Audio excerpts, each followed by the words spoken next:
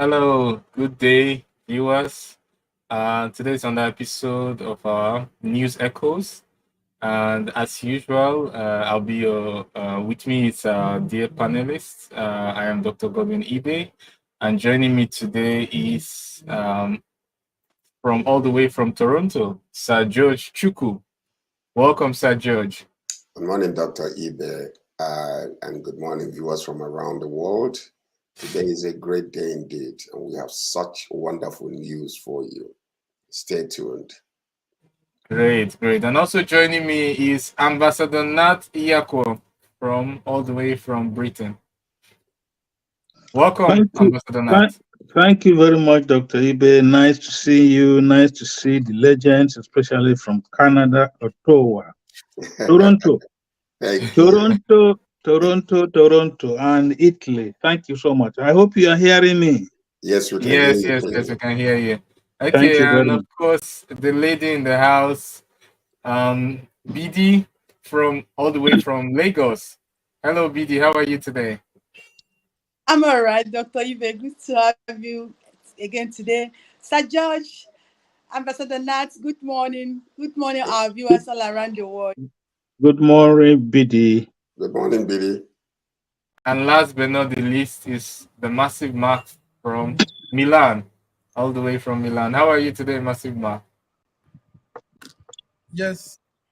Good morning, everybody. Good morning, Sir George. Good morning. Okay. Godwin, I greet everybody. It's good to see you all. Yes.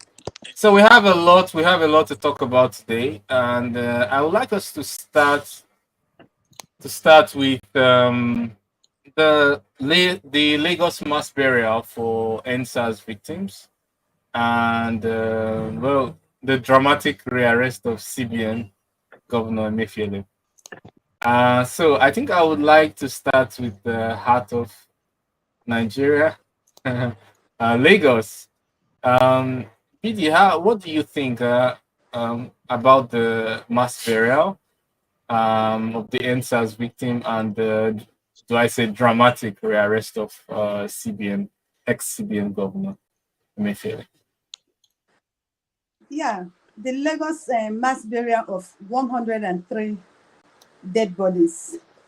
It actually started by a leaked memo. It was a memo given out. Probably some people were saying probably they did not pay the person because it was meant to be a secret something. It was shaded in secrecy. They had to make a burial of 103 corpses.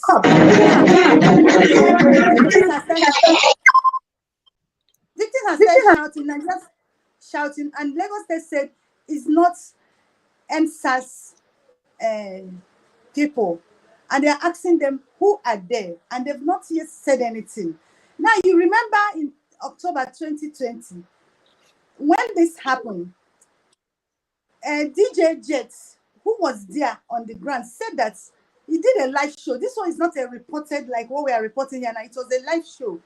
He said that 2 vehicles has come to take out dead bodies, and Lagos State government said it's not true. They denied it. And within that period, a lot of people came saying that their people are missing.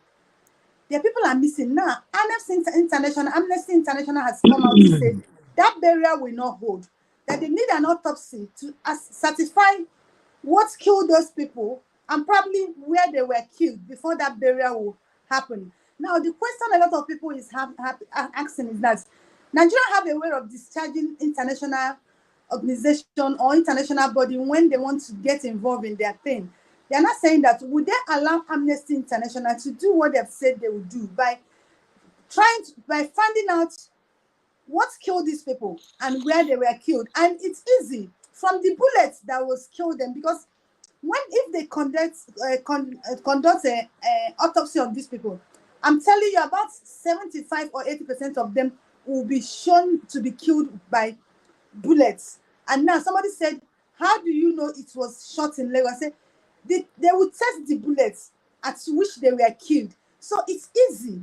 But the question is, will Lagos State government or will federal government allow Amnesty International carry out this investigation in full. So that is what has been happening. And Lagos State Nigerians are not taking it easy. Because if you remember, they said nobody was killed at Lekki tollgate. And 3 years down the line, they had to bury 103 people. Do you know what it is? This shows that the life of Nigerian citizen is worth nothing. Now, Yeah, thank you so much, BD. Thank you so much, BD. No, continue. Okay, continue. You want to add now something? about the rearrest of Emefiele. Emefiele was taken to court and he was granted bail. The correction center guide brought him. He was granted bail. The list of bail he was granted to. And the correction guide are expected to take Emefiele back until these bail conditions are met. But behold, we have DSS there to arrest him. They did not just arrest him as a DSS to represent what they represent in Nigeria, but it was a shameful act that they put up there. They even came in hood, masking their face. Now, somebody keep asking, why masking their face? The only time we saw this kind of thing happen in Nigeria was during the time of Goodluck Jonathan when he was acting president at National Assembly. And what did Goodluck Jonathan did? He sacked Darwa. Darwa was the Director General of DSS then. He sacked it. Now, will Bola Tinubu, our president, do that? That's what Nigerians are saying. Now, I'm saying, will he sack the present DG of DSS? How will he sack him? Probably he was the one who sent them to go and rearrest Emefiele. Yeah, here are some pictures of the NSAS movement. It seems like an attempt to put this behind us as quickly as possible, and not to get to the root of evidence, to get to the root of the matter, as ascertain the cause of death and who exactly are involved and everything. But don't hear from me. I think I would like to hear from our panelists what they also think about it. Let's hear from all the way from London, Ambassador Nat. What do you think about this mass burial? And considering the fact that nobody has been arrested, even though a panel was set up, after long denials of the casualties, and now a mass burial, and I hear that some money, about 62 million naira, was earmarked for this. What do you have to say about it? Thank you very much, Dr. Ibe. It brings back very, very sad memories and very unfortunate. And we will have loved to put this behind us. You see, but the government, again, has never come out clean, especially the governor of Lagos State, Sanwo-Olu. We know when this thing happened, is it 2020, October or thereabout? Yeah. Initially, Sanwo-Olu, up to today, says nobody was killed at the toll gate. And he initially even said soldiers were not involved. He kept telling lies and lies and lies until along the line he started trying to concede and agree that something went on terribly wrong. And we are aware that Sanwo-Olu immediately now has a second time in his pocket. He's not talking of this issue of mass burial of corpses that were picked all over Lagos, but none of them is from the tollgate massacre. And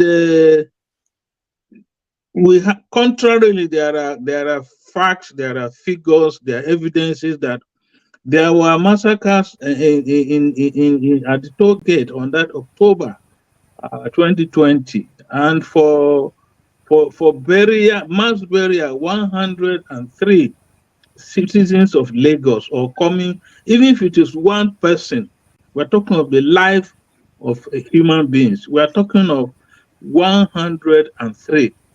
You haven't showed any remorse. You There are was no trying. war. No, There was it no was war. not. There was no war. war. No war. It It was not. Yeah, 103, and you casually come and advertise that nobody has come to claim the corpse.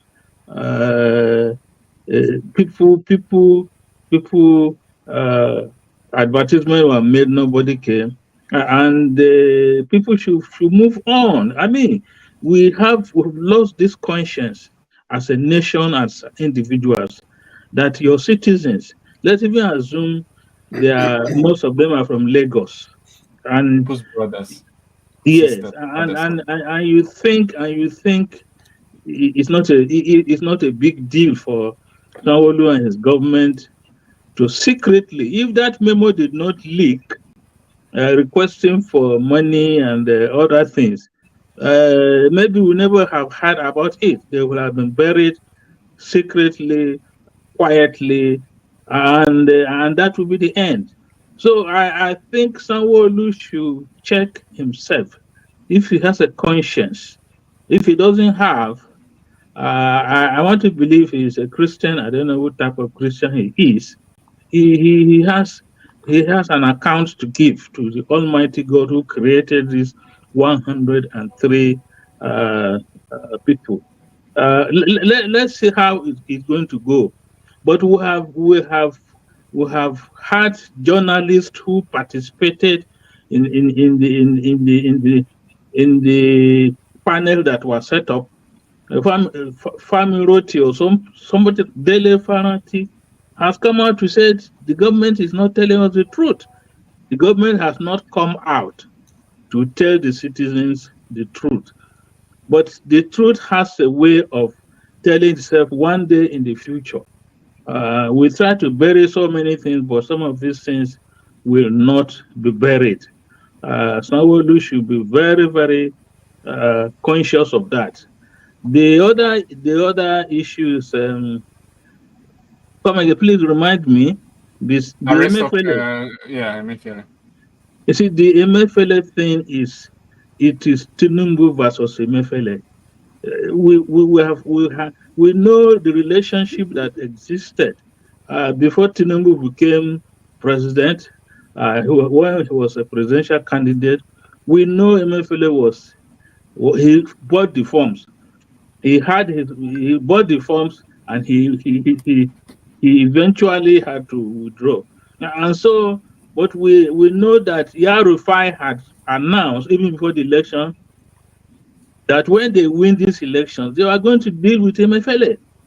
If Emefiele, as governor of the central bank, made mistakes or did something wrong, the rule of law, the due process should be followed. Take him to the usual court and not disgracing him. The way he was even arrested, the way he was bundled into a pickup van and taken to Abuja, and they came back to Lagos. The DSS is telling the world that they saw a gun and ammunition in Emefele's house. I mean, this is very petty. Again, the DSS is not in a position to deal with firearms. That is police responsibility. But the DSS have taken it over itself to dabble into other people's businesses. The other day it was DSS versus EFCC over a building. There is need for us to also put on record. You see, it was not during Jonathan's regime, it was during Buhari's regime that Lawan, who was DG DSS, attempted to shut down the National Assembly. And you know that former Vice President, what's his name again? Osunbajo. Simbajo. Osunbajo fired the DG of DSS, Lawan, and Buhari was not happy with it. And they went and brought another relation of theirs from Bichi in Katsina State, who had retired as DG DSS. They brought him there, and he's just terrorizing everybody in that place. He's blocking people's progression, those staff who are there. And this same Bichi now whom Tinubu is using. Tinubu will have sent in a word yesterday or before then and say, if you want to sack Emefiele, do it in a decent way. He has not yet been found guilty by any competent of law, and the rules are there for him to be tried. All we are saying, the rule of law should prevail, and not the rule of the gun or rule of the DSS. Mm-hmm. Thank you so much for the elaborate dive into this topic. It is obvious that, like I said, it seems like attempts to close the page very hurriedly and just wipe these people off history, and not to attract too many questions. And what you've said seems to confirm that. And I'm also wondering about the involvement of the federal government in this. And remember, the federal government backed up the idea initially that there were no casualties. And remember, we also have our president of Biden, of the United States President Biden, who said Buhari was a model of democracy. And now we are getting to know that 103 people, and these are the people that are counted, the people that are accounted for. What if there are others that are not accounted for? I think it's a tragedy. But let's hear from Sir George Chuku from Toronto. What do you have to say about this? Mhm. I will just continue to sit under my oak tree and laugh and watch. Because you look at it from the way it is, Cain killed Abel, according to the word of God, and the blood of Abel was crying out from the ground. God said that the blood of your brother is crying out from the ground, and that blood is still crying out for revenge. And every single innocent soul, those young people that were killed on that Lekki tollgate, which they have been trying to, cover up, though the blood is crying out, and that's the reason why that thing leaked. And believe me, no single individual that actually participated in those massacre of these young people will go free. Their blood, the blood of these young people, will seek out all these individuals and eventually expose them. When you lie to cover up something, what will happen is eventually you will continue to lie. But you see, what leaked this thing was the blood of these young individuals crying out. And judgment is going to come upon every single person that participated in hiding, all those people that pulled that gun, the people that ordered it, and everything that happened during that time. It is not over yet. They can eventually use 500,000 to bury 500,000 naira to bury each one of those young people that were killed. But he's going somewhere to wait for every one of them. You watch and see. And the death of these individuals will never go in vain. It's all a lie. Where, Nigeria has become such a deplorable place where people can see black and call it white, and see white and call it black, and just with all impunity, without even thinking whether where are we. You see, the worst thing about lying is if you're a bad liar, it is so sad. Because when you're lying good, then that means that people might not be able to detect that you're lying, but these people don't even care anymore. They just massacred these young people, put them all inside that place, lied about it, and continued lying, even when the truth is glaring in our faces. Glaring in our faces. And who tell, okay, 500,000 for mass burial, 500,000 per each person, right? So these are the things we're talking about in a country. Now, all of a sudden, we're coming to a place where, a gang style of governance is what is happening in Nigeria with Emefiele. You see, a new government that just came in, a man that has terrorized Nigeria for many years, is now blandishing his, AK-47, opening the air and making, proudly saying, anybody that deals with our president will deal with that individual. That's a country that we're talking about. But all these things are stemming from somewhere that none of us are understanding where it's coming from. Let me tell you the secret of all this. This is Sharia law that is glaring in our faces, and we don't even understand it. You remember when the Supreme Court said that the old naira can be spent, and our former president Buhari came out and countered that. Why do you think that he will have the impunity to come out? Another arm of the government made a decision, and yet the president and executive president under the executive branch came out and countered that. And you understand? You understand right. what it means? Right.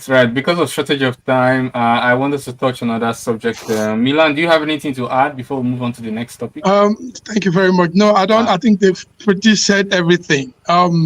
The NSAS situation is, like George said, the blood crying out. Imagine how that document got leaked. On Sunday, we got it here, and we were all surprised. A letter indicating that the Lagos state government had approved a certain amount, 61 million naira, for mass burial of 103 people. Now, take note that this is their own figure. There is the real figure of the NSAS death. So, and you begin to ask, even though they came up, when this thing leaked, they came up with a lot of stories. They were saying it's not really the people at the tollgate. These are NSAS clashes that they had in K2, Orile, Ajegule, Ikeja, and some of the casualties in those places. So they were still trying to hide all these things, but it keeps coming out.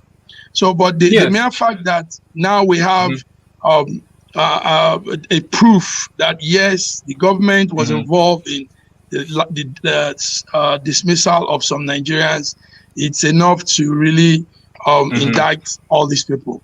Take note that Shengen's story, we actually wrote a letter to the Hague complaining of all this whole NSAS saga, and we're still waiting on what the outcome will be from that end. Thank you. Thank you so much. It's this is not politics. For some of you who might be watching and saying this is some kind of politics or opposition party or any of this. This is not politics. It doesn't matter what party you're on, APC, PDP, LP. It doesn't matter what party, SDP. It doesn't matter what party you are in. 103 people died on that day. These are people's brothers, fathers, sisters, mothers, daughters, grandchildren, and they are not only not honoring them, giving them mass burial, but they are trying to use them to siphon money and close the pages like as if they didn't exist. Would you even wish that for your enemy? I don't think you wish that for your enemy. This is not politics. This is just a very terrible situation, which we all together as a nation have to understand that if we don't do something about it, it could be, we could be on the receiving end as well. Now, the next thing I want us to talk on is the strike of the resident doctors. We have about 6 minutes before the break. I would like everyone to talk for like 1 minute or 1.5 minutes on this strike. What do you think caused it, and do you think it's warranted, and what is the way out? Let's go with Ambassador Nat. Okay, thank you again. And is it this issue of resident doctors going on strike? By their professional ethics, doctors are not supposed to go on strike because they are dealing with human life. Oh, Dr. Ibe, I've forgotten that you are there listening to a layman like I'm playing the devil's advocate. Thank you. Continue. So and again, I think in the Nigerian situation, it is these doctors have been pushed to the wall, more than pushing them to the wall. They are just asking for basic things, basic facilities to enable them assist humanity when they are health challenged. I'm sure if you speak to them as individuals, some of them don't like going on strike every day. But we have a government that doesn't listen, deaf, dumb, and I don't know what words to use again. But again, if you really look at what is going on, somebody may be there in the Ministry of Health, Federal Ministry of Health or State Ministry of Health, who might be diverting some of these resources to his personal gain. And so I think the doctors have a case. The doctors have a case, and they have kept going on warning strikes, but the government has not been taking them serious. It is when they now go on strike. Mm-hmm. People who are in hospital are discharged to go and die at Thank home you or so die on much. the street or go to Thank you so herbalists. much, Ambassador. Nah, thank you so much. We have to move on. Sir George, Okay. what do you have to say? I won't add on that. I don't want to be biased. So Sir George, please go ahead. No, we're talking about brain drain, brain drain. There are so many medical doctors in Nigeria that actually had hospital that closed down and left to come here. And most of them, when they come here, they have to drive taxi or cab or Uber or Lyft to survive. And they feel happier doing it here until they're able to meet the requirements to become a doctor here. And some of them are working in places where they would never dream to have worked before. But this is what's happening in our country because these legislators and these executive leaders in Nigeria, the judiciary, most of them, they can afford to fly off the country. So when the doctors in Nigeria are going on strike, to them it's of no consequence because none of them are being affected. So the problem we have in Nigeria, the system is broken down. And there's supposed to be a complete and absolute overhaul of the Right. whole entire system. And the only thing that can solve that problem is a revolution. And I'm not talking about war. I'm not talking about, I'm talking about civil revolution. Thank you so much, Sir That's George. it. Thank you so much. Thank you so much. BD, 1 minute, please. 1 minute on this. Yeah, the resident doctors are going on strike, and they listed their demand, and the demand includes the payment of MRTF. Now, I want to link the going on strike of resident doctors to NSAS. It boils to one thing in Nigeria: we don't have regard for ourselves. There is no regard for human being, because if we regard human being, we should not be discussing paying doctors their requirements, making them comfortable, understanding the position these people represent in the lives of Nigerian citizens. But because we don't regard ourselves, human life is worth nothing. That is why we can even owe doctors, why the National Assemblies are getting 40 billion naira just for a car. Do you understand? So it boils down to one thing: the life of Nigeria is worth nothing. And not until we as citizens stand up and demand that our life is worth something, I don't think we are making a headway. Yeah, thank you so much. I want to add that it's not just about the fact that doctors are playing an important role. It's also consider the fact that doctors put themselves put their lives on the line every day in terms of meeting the sickest of people on a daily basis, putting their own health as collateral. And also if this also includes nurses, and then I even want to include ambulance drivers. Have you been in an ambulance before, rushing to take a patient to hospital? Have you been in one before? Just imagine the amount of what do I call it, the pressure, possibly the million accidents that could have happened before you got to the hospital with that person you're trying to save. So you survive a million accidents to save one patient. But anyway, I think we have to go on a break now. When we come back from the break, we'll touch on other issues, especially Ibori's lawyer paying some money, Davido's reactions, and others. So stay tuned and we'll be right back.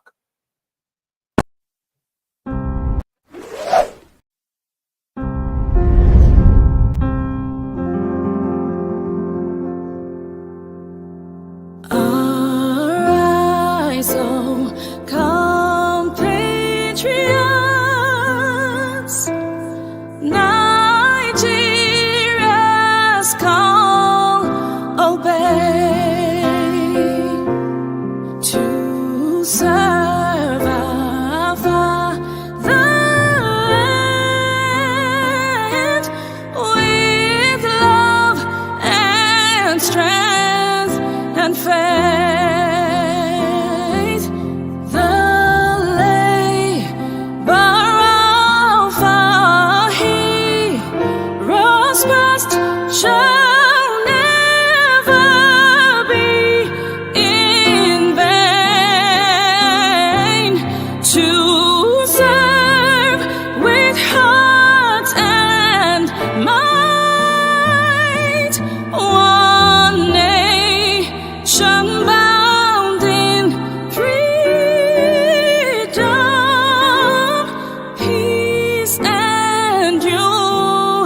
Oh God of creation, direct our noble cause, guide our. This country has some of the most extraordinary culinary diversity in the world. I'm talking about Nigeria. This first dish is amala abula, made popular by the Yoruba people in southwest Nigeria. It starts with amala made from dried yam and then is covered in a variety of soups. Next we have ofe and sala, a white soup that is synonymous with the Igbo people of southeastern Nigeria. It goes best with fufu, or akbo as the Igbos call it. Next we have suya, the most well-known food of the Hausa and Fulani people of northern Nigeria. Meat is covered in a peanut-based powder called yaji and cooked over an open fire. This is banga and starch, a classic of the Urhobo people of Delta State. Lastly, we have onunu, a plantain-based swallow of the Izon people in South Nigeria. We are eating it with fisherman's soup, popular throughout this whole region. And of course, we don't forget the jollof rice. This is popular everywhere in Nigeria. I think what makes Nigeria so great is the diversity of all the different people coming together. These beautiful ethnic groups living side by side, sharing culture and cuisine is what makes Nigeria such an amazing country to visit. Nigerians should be so proud of that cultural heritage, as there is so much more that unites than divides them.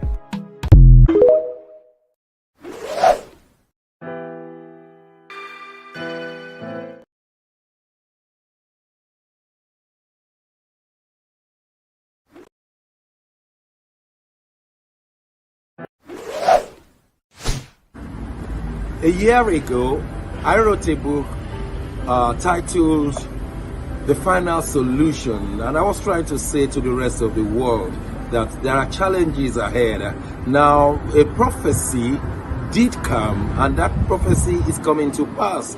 But I'm telling you, the final solution has been found many years ago in the Bible, because the Bible simply says righteousness exalts a nation and sin is a reproach to the people. So I want you to know that you can get solutions to problems in Ukraine, in Russia, in Nigeria, indeed all parts of the world. We need that solution, and the solution is straightforward.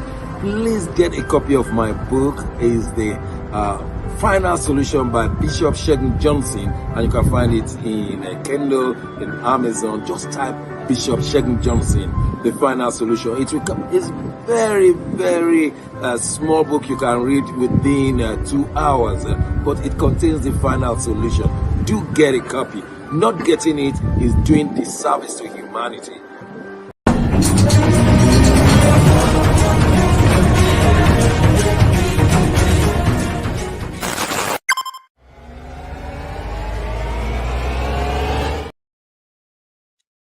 Welcome back. Hello, everyone. So back from our break, and then we'll be continuing with the news headlines that matter to you, that matter to each and every one of us. And then we'll be going straight to the next item on our agenda, which is the UK court orders Ibori's lawyer to pay £28 million, noting that last Friday, Ibori vowed to appeal United Court's ruling, which ordered a confiscation of £101.5 million linked to him. Yeah, I know usually when a case is in court, everyone would tries to be careful with what they comment and all of that. But we not being directly connected to the case, I think we can be able to maybe analyze the case for its merits. Do you think there's enough evidence for this judgment? Do you think it was a fair judgment? Do you think his assets should be confiscated? So I think I would like to start with Ambassador Nat in the heart of London. Please tell us, what do you think about this? What are the merits of this case? I really don't have sufficient information to be able to comment adequately on this issue. So I would like to concede if any of our colleagues can help me and help us. Okay, who is conversant with this case, and who would like to take it from here? The merits of this case. It's okay. On Monday, court in London ordered Ibori lawyer to pay 28 million pounds to the courts in London for helping Ibori or helping them conceal some amounts Ibori stole from Nigeria. So that's just the case. Now, my question is this: the Western world, the British, every time they try to exonerate themselves from what is happening in Nigeria, now they want to be part of this stealing. You understand? They stole this money and hid it in your country. Now, you want to be part of this. You remember Ibori actually went to court, went to prison some certain time period when this thing happened. Now, London is now demanding to partake of this money, this stolen money. Sajad, I hope you're here, because when I say that this Western world are part of the problem we're having in Nigeria, you said I shouldn't say that. Now they want to partake of this money. For helping Ibori and his lawyer to conceal, to hide this money out of Nigeria. Now they want to be part of this money. That's actually what is happening. And I'm just asking question. They now want to be part of this stealing, because if they're asking that they should pay 28 million pounds, is it not stealing? So, in other words, Yes. the motto is still together, get a court, and then find a scapegoat, right? Is that the line? Absolutely. No. That is what it is. That's it. Still together, take a court while you can, and then find a scapegoat. Yes. And then launder the image later. Is that the script? Yes. You know, the story there also is that there's 100.5 million pounds that has been that is being alleged that Ibori laundered into Britain, and now the British government have seized that money. So I'm aligning with BD now. They've seized that 100.5 million pounds, and now also asking that his lawyer, one Indian guy called Brandash Goli, they've now ordered him to also pay 28 million pounds. So altogether, about 129 million pounds will be going into the coffers of the UK government on this Ibori case. Now, the sad part is there is so much more of Ibori's money still in the UK and in other parts of Europe. According to BD, very, very true, the Europeans are accomplice to all the heists, all the money laundering, all the money crime in Africa, mainly Nigeria. It's not a hidden thing. It's not something we can argue about. They do this, and they do it with all power and all their might. So the court is ordering that the lawyer pays this money, or he will be sentenced again. Take note that the lawyer has also served half of a 10-year sentence. Ibori also served half of his year too. And this money is for the people of Delta State. This is their money that has found its way in Europe. So, and we have many other politicians like this that he'd come to Europe and keep money in all parts of Europe. So this is it. It's terrible. Meanwhile, back home, the people suffers. Back home, the children can't feed. The children can't go to school. Things are not working. Social amenities are zero. And they launder the money into Europe. The Europeans help them, and eventually turn around and do as if they are supporting our government. So it's terrible, Dr. Ibe. It's real sad. This is what is happening. I want us also to, connecting to this, let's also remember the Emefiele saga. I think George has something to say, Dr. Ibe. Yes, Sir George, go ahead. But before that, I just want to add that can we link this to colonial era relics? I remember even the coronation of His Excellency King Charles. There were also issues saying the crowns, the diamonds were also not originally from England, and Is this just No, Godwin, it's not. a way of There were life? also issues. It's no, don't you know? This is a fact. Ambassador Nat will attest to that. Ambassador Nat, it's known. The Queen's crown is stolen. The jewel on the crown is stolen. Everything about the crown. I'm from Africa. Yes, from Africa. Everything. You know, so it's are we to act surprised now? We are not acting surprised. Remember when the Queen died? They asked people to say something about her. And mostly people from Africa said that they don't have anything to say, that the only thing they can say is to return all they've stolen from Africa.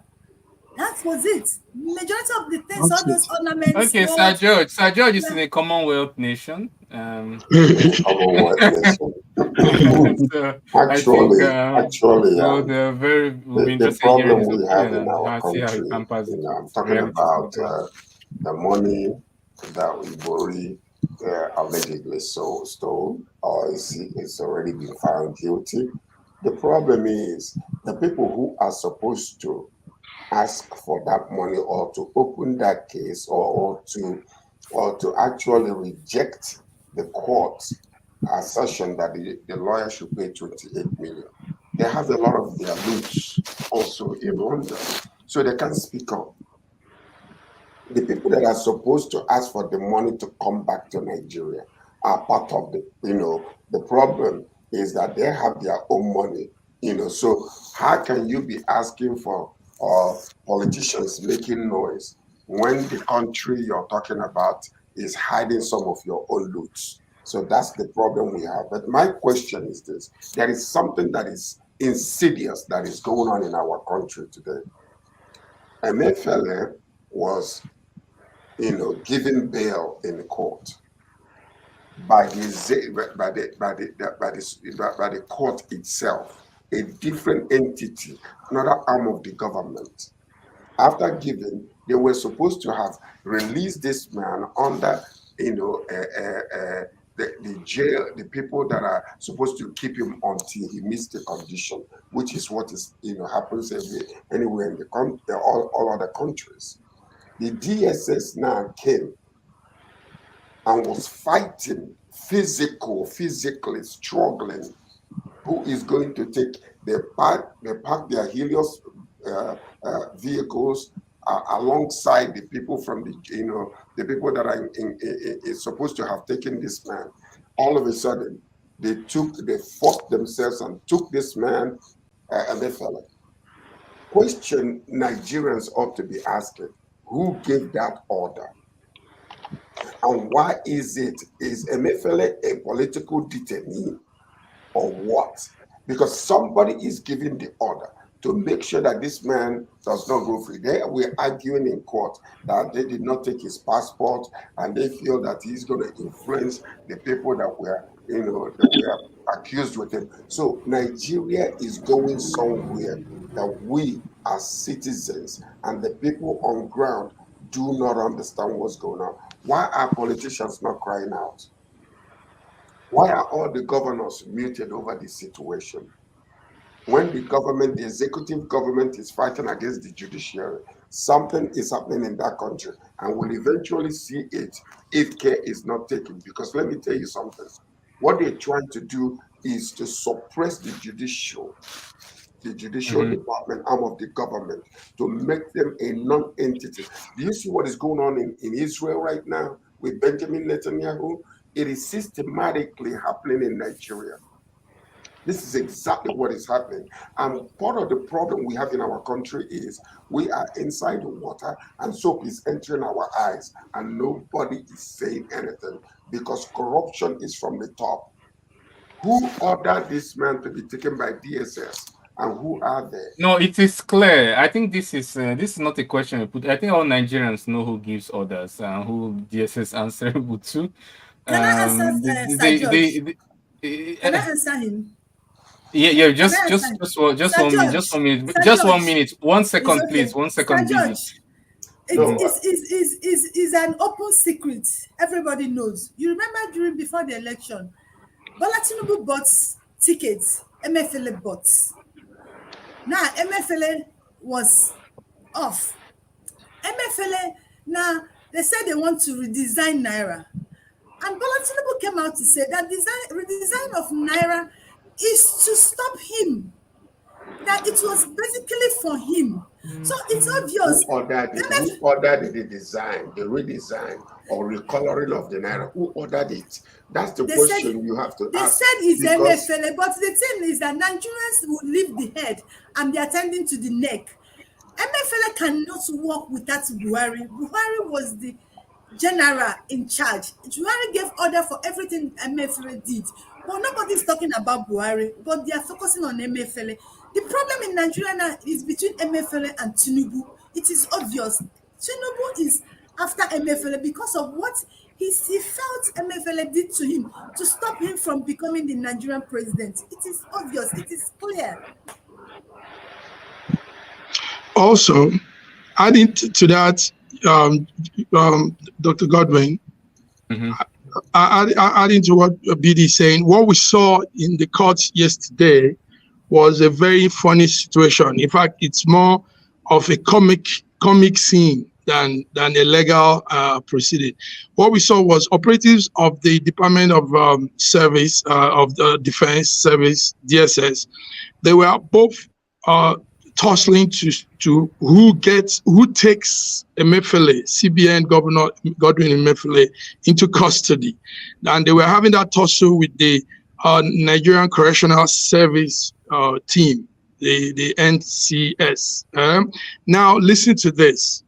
Why they were having that tussle is because whoever takes him into custody gets some cash as gift cash while he's there in custody, because that's what they say he is doing now.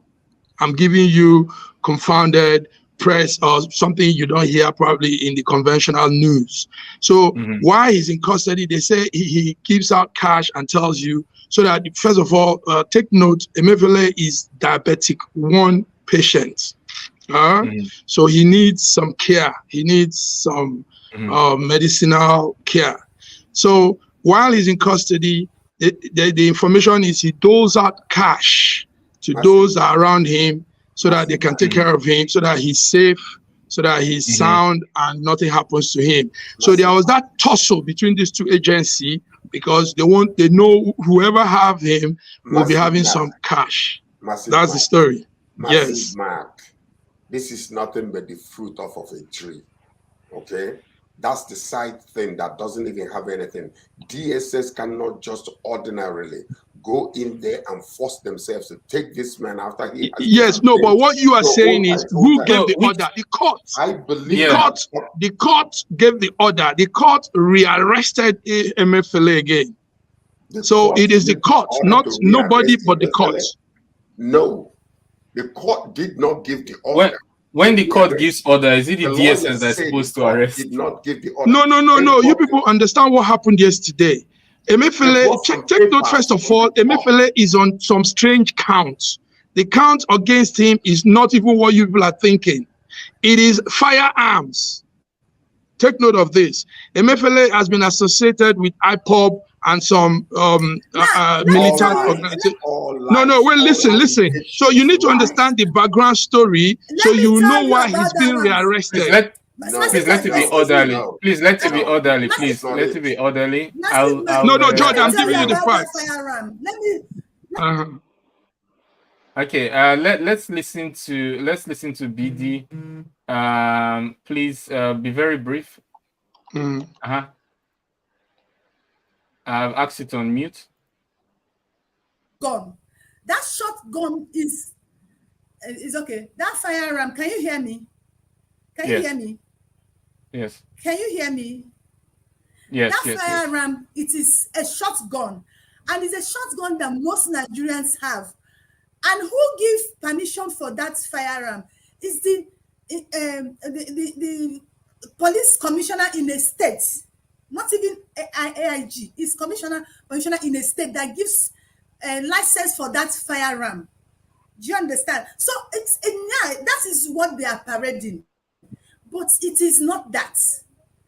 Emefiele, when it comes to that firearm they are claiming, he has not committed anything extraordinary. That firearm is the state commissioner that gives the license for it, and that was what they found with Emefiele. He has not committed anything extraordinary. Okay, thank you so they are much. yet to tell us why. I've told you, it's a personal vendetta. It's a personal vendetta. Thank you so much. Sir George, please could you comment? What we are doing here is this. We are parading news, okay, from the left-hand side, whereby for so many months they could not say anything that this man did wrong. One thing you have to understand, that Emefiele holds some secret against most of these people. He was being used to move money around. He got these secrets, and they don't want him to come out openly and start opening up his mouth. That's why they're still trying to mute him, number one. Number two is we're talking about DSS coming there because of money they're going to receive. That is absolutely nonsense. Somebody is trying to shut the man up. Somebody is trying to make sure that he does not have the freedom to come out and begin to expose some of the secrets that he has. Let me tell you something. If you understand the way Nigerians do or the government works, then you will understand that something is amiss in this whole saga, that is not clean, but they don't give it here. Okay, thank you so much. Thank you so much, Sir George. I would like to hear from Ambassador Nat. Yeah, okay, thank you so much. What happened yesterday at the Federal High Court in Lagos is more of an abomination. It is distasteful, disgraceful, and it's a shame. The DSS, as we know them, they are not even supposed to publicize themselves all over the place. They are not supposed to wear uniforms. It's a secret police that, like the FBI. That's it. But going to a federal high court, firing guns within the premises of court, the DSS have put themselves above the laws of the country, and nobody's above the law. And for them it's also intimidating the high court. Who are they fighting against? Who are they fighting against? Why the exchange of arms? They were fighting against the judiciary because the High Court judge had given an order approving Emefiele's bail, 20 million naira. And it was in the process of trying to perfect the bail so that Emefiele can go home and meet his family. But DSS were bent in making sure that they took Emefiele away. And again, we were told that as usual, they will tell you order from above. The DSS have a deficit of massive mistrust with the Nigerian public. Look at what they did in the court, the case of Shewere, if you won't forget quickly. They did the same thing. They went into the court with guns. And it's a desecration of the temple of justice. And the Nigerian Bar Association have cried out, judiciary has cried out, the DSS officers, especially BD has said, the DG of DSS should be sacked with immediate effect. Because he was, to start with, not even supposed to be there against a retired officer that Buhari brought back. And DSS have been used to harass political enemies, or even any other. If you have a score, you want to settle with anybody, go to the DSS, or sometimes the police, or sometimes the military. And so that's where we find ourselves in a country like Nigeria, that there are individuals or arms of the government above the law. Above the law. But if we look at, thank you so much, Ambassador. Now, if we look at Nnamdi Kanu's, if we look at now Godwin Emefiele, do you think there's some tribal overtures to this? Well, the EFCC chairman is from the north, and now nobody even knows where he is, because he also supported Emefiele's currency policy. and the present government think they should be able to deal with him too. The pressure was too much on DSS to produce Emefiele. If not, Emefiele would have still been locked under their in the arrest house forever and ever.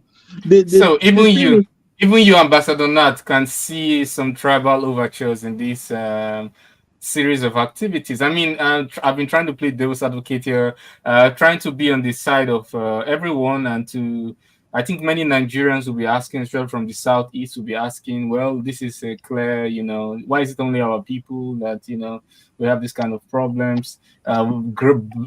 Flagrant violation of court order when it has to do with arresting somebody from that particular region.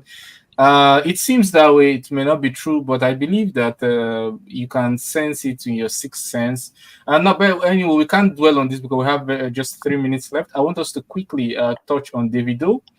He has received a lot of heavy backlash over video of one of his proteges. Controversial music video. Is this backlash deserved? Do you think it was a little bit religiously insensitive? So who is abreast to this information and who can give us some more, light on it? Mark Godwin, go ahead and speak on that, bro. Yes. Thank you very much, Sir George. Thank you. Afrobeat singer David Adeleke, known as Davido, is going through a lot now on the social sphere after receiving some backlash from the Muslim community in the north of Nigeria. Take note that the funny thing is this music is not, he didn't sing this song. It's just his signee, like you said.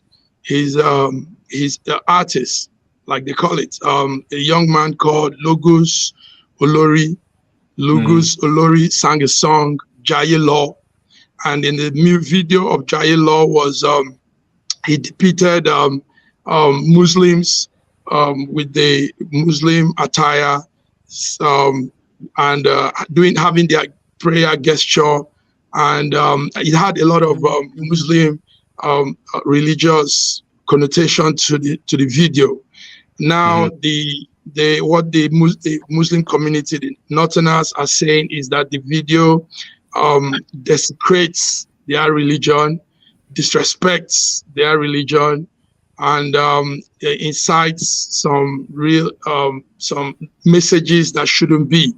So since Monday, we've been seeing cancelled Davido in the north of Nigeria, posters of him being burnt, pictures of him being torn apart and all that. But we begin to ask, is this really what it is? I mean, it's beyond this, because the video, we don't see a lot of those things they say.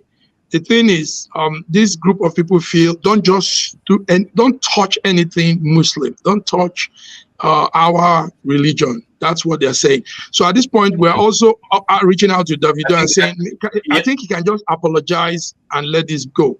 So he can apologize and let it go. Okay, I think that's all we can take for today, unfortunately. So I'll be expecting to see you all on Friday. Viewers tune in on Friday. We'll be talking more about global news and the news that matter to you and also affect Nigerians around the globe. So with that, I'll be saying see you next time. Goodbye. See you next time.